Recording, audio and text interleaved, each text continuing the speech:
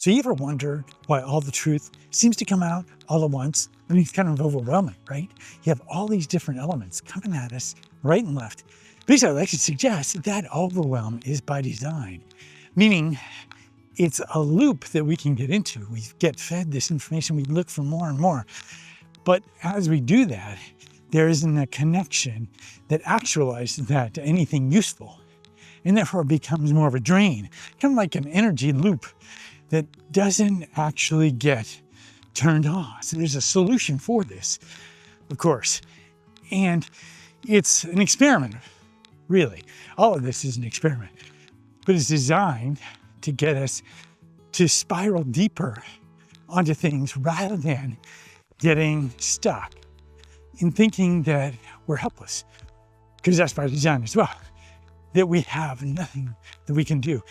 And all these suggestions are experiments. It's like experimenting with your world in different ways to land towards different solutions. And it seems like right and left, people are like, you have to do it this way, you have to do it that way. Everybody was telling everybody else what to do, right? They've got the answer. Everybody else doesn't. And really, we've all got the answer. It actually comes from within us and our connection to each other along the way.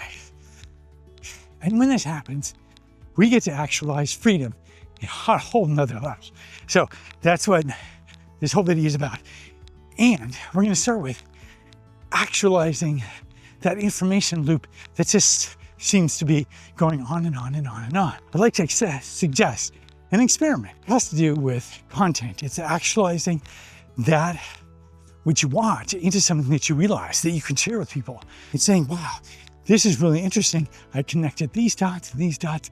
And that sharing is like this triangle of connection.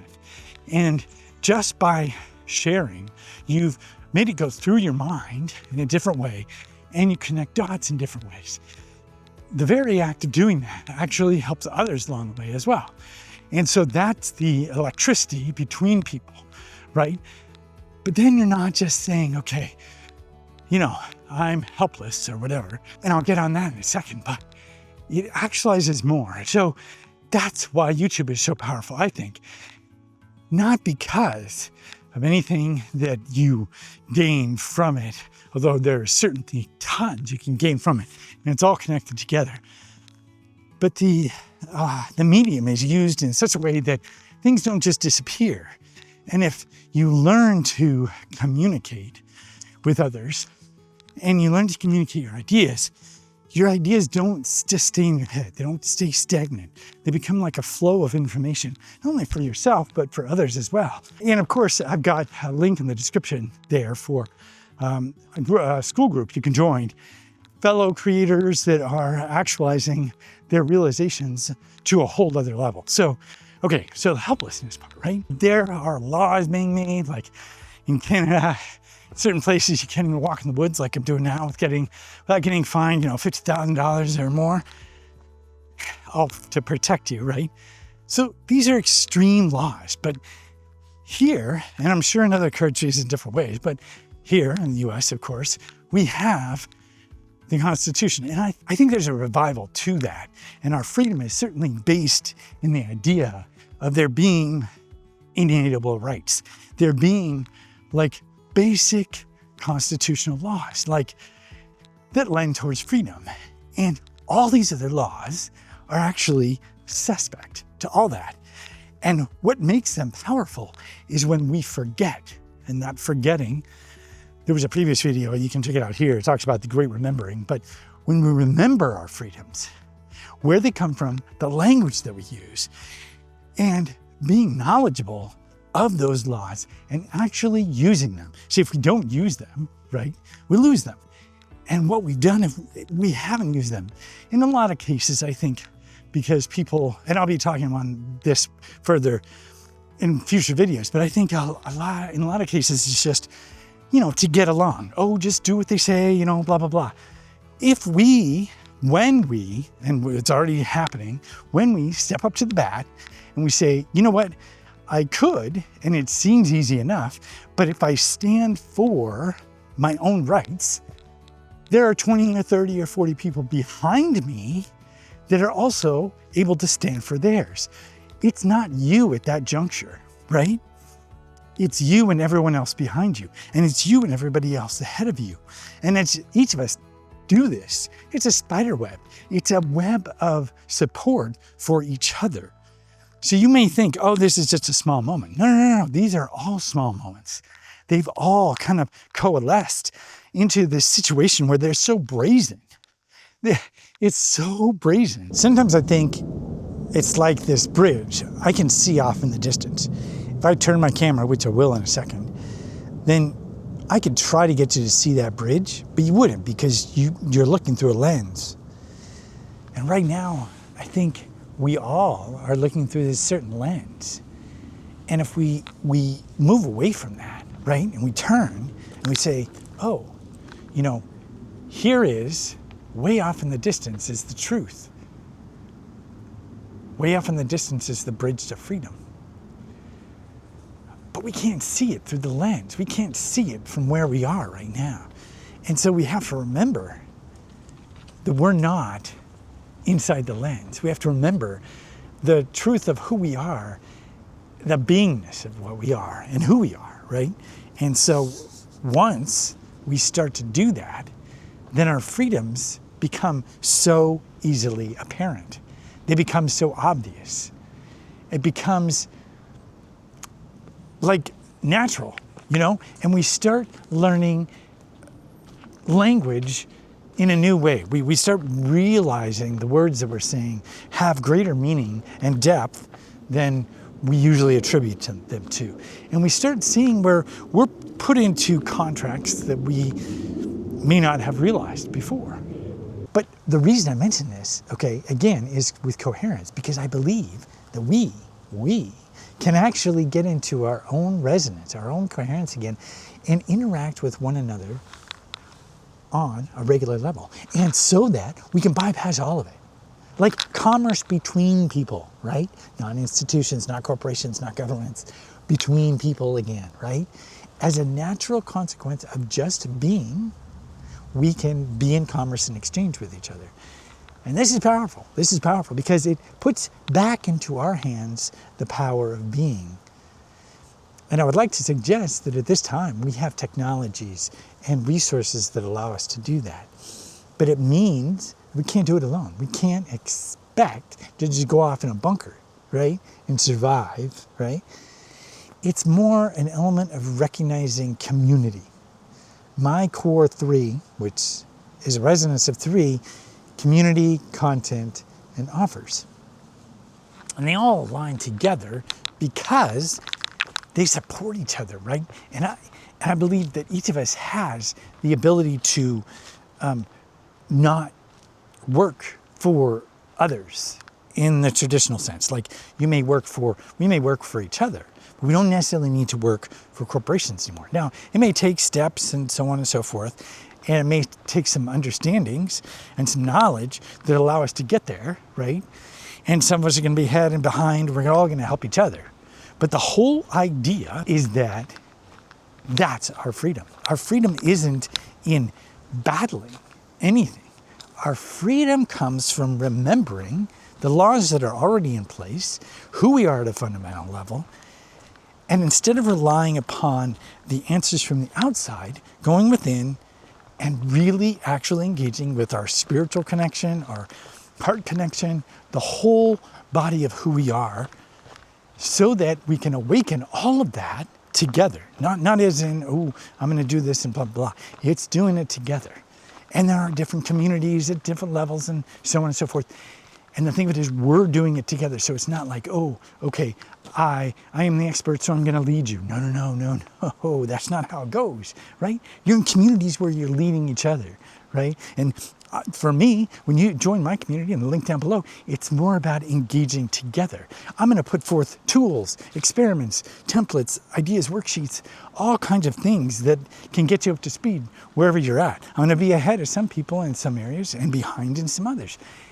That doesn't matter. What matters is we band together, share expertise, and get to levels we couldn't by ourselves. And this engages our freedom, right? It's again about recognizing we're in it together. Listen to Jimmy right here. 7%, it's 1 to 7% of the world population out of the 8 billion people on this planet. All right. 1 to 7% hold all the power and wealth. Okay. We can change that. It starts with being aware. It starts with expanding your consciousness. It starts with self-love and self-belief. It starts with taking inspired action. And you've seen how when the collective gets together, they can change things. Yeah, they can change things. So yeah, of course we can change our future. Of course we have that power. Right, he's talking about the amount of people that actually hold all this are small. They're a small amount. The rest of us, we're in the boat together, right? We don't need to take this anymore, right? We don't have to. And the thing of it is, it does take some grit. And endurance is one of the great strategies. If you can simply endure more than most people, you'll get to have some amazing things in life. It does take some grit. But look at the Mandela effect. Look at jumping timelines. This is the reason that the Mandela effect is perfect for these times, because no matter what we think we're seeing, no matter what the news headlines might be, no matter what you're looking at right in front of your face, if you already know that you've seen reality change before, then you can pretty much laugh at that and like, well, we're going to vote no on that. And so you can get a flash of it like a bleed through. And when you practice this art of quantum jumping, Mandela effects, reality shifting, then you can absolutely make that change. And that's why I believe that this is definitely the toolkit of all time. I don't think humans have had this toolkit before, the other times the world ended. So I think we're in the best possible position to have the best possible transition from the fourth world to the fifth. And I'm excited about that. I feel like it's going to go great. However you might think of it, we have latitude within our world, within who we are, at a level, a quantum level. You look at Greg Braden, you could look at Joe Dispenza, you can look at a lot of different people, but the end result is the same. It's like, okay, we have more than we've been, taught. Before, we might have said, okay, we've been snookered or whatever, and so on and so forth. But the more the truth comes out, the more you realize, okay, it's on us. Like, it's on us. Like, together we can do it, but we can't just go and say, okay, we need a savior. We need somebody to save us, or we need this or that to happen. It's up to each of us to say, okay, I'm going to step up to bat in this way. We each have our expertise, our experiences that are beneficial to others. And yet we've been more often than not told, I'm sure, I've definitely had that experience, and I see it mirrored in other people where we go, okay, we don't have anything of value. And so we may not be able to contribute like you're thinking, blah, blah, blah. But that's the fallacy they want you to believe, right? And when you believe that,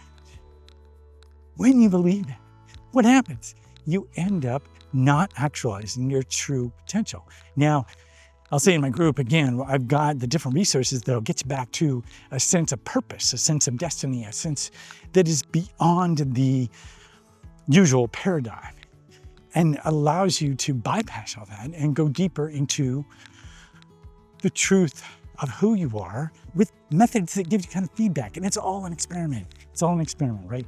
I mean, we're all going to get there in different ways. There's going to be different groups maybe you're going to align to. Maybe you align to mine. Maybe you start your own. And maybe people align to yours. And we all are in this, again, together. Ongoing, I'm going to be putting out videos that are going to be towards experimenting with your reality, to thinking about things in unusual ways so that you awaken that possibility. You're not just thinking in the usual ways, because there's a entrainment, like Dead Poets Society, right? Robin Williams, and he has the kids, they walk, and they each have their own walk, and then as they start walking together, they entrain together, they have the same march. That's society's entrainment. So our ability to hear our own inner wisdom and our ability to act upon that, a big part of that is to entrain from within, entrain from the earth, entrain to natural resonance rather than the resonance that they put us at, the discord that keeps us always outside of all that. So the idea is to start to listen, start to hear, and then use that and weave it into working with others and in creating offers. And we have all these tools at our disposal. Not to be afraid of AI, but to leverage it in ways that it won't take away your soul. It's not going to take away your creativity because you're going to use it in different ways. You're not just going to let it do everything for you, right? There's a mirror of consciousness within AI. There are responsible ways to use tools, just as you would in, a tool of destruction can be used for creation. It's the same way. And you always, I think, with these new tools and technology, ask yourself, because they get updated all the time, right? Ask yourself, is this still in resonance with what I'm doing? Is this still aligned? By staying with that question periodically, really with anything, because the world's dynamic. You're dynamic. Everything around us is dynamic. So when you say, oh, something is working, and so you just let it go and you decide that's it, you need to check in and see, right? That's what's happening with AI. It's not like you can just start using it and then that's it. You just trust it forevermore. So all this is to say, I believe that we can actually basically use our own experiences together in community to actualize freedom by going back to the fundamentals of who we are, where we've come from, and the laws that we've created in the past. We have at our disposal technologies that allow us to leverage all of that like never before. It's our responsibility, not only for ourselves and our lives at this time, but our responsibility for the lives of those that go before us, to actually create from this synergy freedom at this time and moving forward. So my plea to you is join my group or find other groups to join and start creating from within the resonance that you have, the tools that you have. Don't just make it something of a problem for other people to fix. Get in the fray. Get in the fray. It only takes a certain tipping point of people. But we need all of us, right? There's so many people that could use your help on so many different levels. And by thinking that you don't have anything to give, I mean, come on. It's ludicrous, right? So my plea to you is this: just join my group, join another group, join several groups. Join all of these different places where you can interact and gain again this sense of hopefulness for our future, for freedom, for ourselves and others. I think it's fantastical. I think when we do this, by doing this, we have the most amazing futures ahead of us. So if you found this video helpful, be sure to give it a like. Thanks a lot for watching. I'll see you next time.